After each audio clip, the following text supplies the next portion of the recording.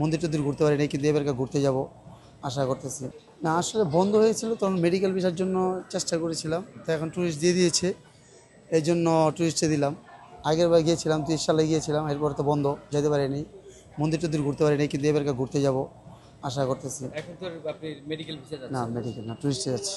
2 বছর পর চালু হলো, এটা আপনাদের জন্য কতটুকু? আসলে অনেক ভালো লাগতেছে, ঠিক আছে, কারণ আমার পার্শ্ববর্তী দেশে ঘুরতে যেতে পারতেছি না, মন্দিরে অনেক মন্দির আছে, ওখানে ঘুরতে যেতে পারতেছি না, কিন্তু বিশেষ করে টুরিস্ট আমাদের জন্য ভালো, কারণ মেডিকেলে, কারণ আমরা তো মেডিকেল করতে পারি না, কারণ আমরা ডাক্তার দেখতে পারতেছি না, কারণ এখন বর্তমান যে সিচুয়েশন, কারণ টুরিস্ট হলে আমাদের জন্য ভালো।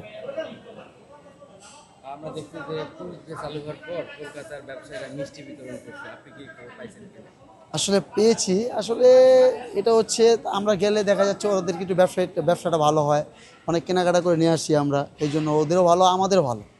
ওদের যে একলা ভালো তা না, আমাদের জন্য ভালো, দেখা যাচ্ছে আমরা ওখানে কিছু কেনাকাটা করতে পারি, একটু ঘুরতেও পারি। ট্যুরিস্ট ভিসায় যারা যাচ্ছেন তাদের আসলে খরচ কীরকম, আপনার কীরকম খরচ?